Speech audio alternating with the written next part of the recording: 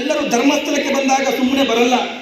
ಒಂದಷ್ಟು ಮನೆಯಲ್ಲಿ ಕುಟುಂಬದಲ್ಲಿ ಕಷ್ಟ ಆದಾಗ ಮಂಜುನಾಥ ಸ್ವಾಮಿಯನ್ನ ಪ್ರಾರ್ಥನೆ ಮಾಡಿಕೊಂಡು, ಭಗವಂತ ಮಂಜುನಾಥ ಸ್ವಾಮಿ ನಮ್ಮನ್ನು ರಕ್ಷಣೆ ಮಾಡುವಂತೇಳಿ ಮುಂದಕ್ಕೆ ನಿನ್ನಲ್ಲಿಗೆ ಬರ್ತೀವಿ ಅಂತೇಳಿ ಒಂದಷ್ಟು ದುಡ್ಡನ್ನ ಗಂಟು ಕಟ್ಟಿ ಮನೆಯಲ್ಲಿ ಇಟ್ಕೊಳ್ತೀರಿ. ಆ ದುಡ್ಡನ್ನ ನೀವು ಧರ್ಮಸ್ಥಳಕ್ಕೆ ಹೋಗುವಾಗ ಮಂಜುನಾಥ ಸ್ವಾಮಿಯ ಸನ್ನಿಧಿಗೆ ಹಾಕ್ತೀರಿ. ಹೆಗಡೆಯವರ ಮಾತಲ್ಲೇ ಹೇಳಿದ್ದಾರೆ, ಧರ್ಮಸ್ಥಳಕ್ಕೆ ಬರ್ತಕ್ಕಂಥ ಮಂಜುನಾಥ ಸ್ವಾಮಿ ಹುಂಡಿಗೆ ಬರ್ತಕ್ಕಂಥ ಕಾಣಿಕೆ ಏನಿದೆ ಅದು ಸಾಮಾನ್ಯವಾದಂಥ ಕಾಣಿಕೆ ಅಲ್ಲ. ಬಡವರ, ರೈತರ, ಮಕ್ಕಳ, ಹೆಣ್ಣು ಮಕ್ಕಳ ಕಣ್ಣೀರಿನ ದುಡ್ಡು ಧರ್ಮಸ್ಥಳಕ್ಕೆ ಬರ್ತಾ ಇದೆ. ಅದೇ ದುಡ್ಡನ್ನ ಕಣ್ಣೀರು ಒರೆಸಲಿಕ್ಕಾಗಿ ನಾವು ಉಪಯೋಗ ಮಾಡ್ತೇನೆ ಅಂತ ಹೇಳಿಕೊಂಡು ಇವತ್ತು ನಾವು ಇಲ್ಲಿಗೆ ಬಂದಿದ್ದೇವೆ. ಇದು ಕಣ್ಣೀರು ಒರೆಸುವಂತ ಒಂದು ಕಾರ್ಯಕ್ರಮ. ನಿಮ್ಮ ಊರಲ್ಲಿ ಒಂದು ಕೆರೆ ನಾವು ಮಾಡ್ತಾ ಇದ್ದೇವೆ ಅಂತ ಹೇಳಿದ್ರೆ ಅದು ಬಹುಶಃ ನಿಮ್ಮ ಕಣ್ಣೀರನ್ನು ಒರೆಸ್ತಕ್ಕಂಥ ಕಾರ್ಯಕ್ರಮ ಬರ್ತಾ ಇದೆ ಅಂತ ಹೇಳಿದ್ರೆ ಇದನ್ನ ಸ್ವೀಕರಿಸುವಂತಹ, ಪ್ರೀತಿಸುವಂತಹ, ಗೌರವಿಸುವಂತಹ ಒಂದು ಕೆಲಸ ನಮ್ಮಲ್ಲಿ ಆಗ್ಬೇಕಾಗಿದೆ. ಇಲ್ಲಿ ಒಂದು ಕೆರೆ ತೆಗೆದ್ರೆ ಅದರಲ್ಲಿ ಕೆರೆ ನೀರು ತುಂಬಿದ್ರೆ ಧರ್ಮಸ್ಥಳಕ್ಕೆ ಏನು ಲಾಭ?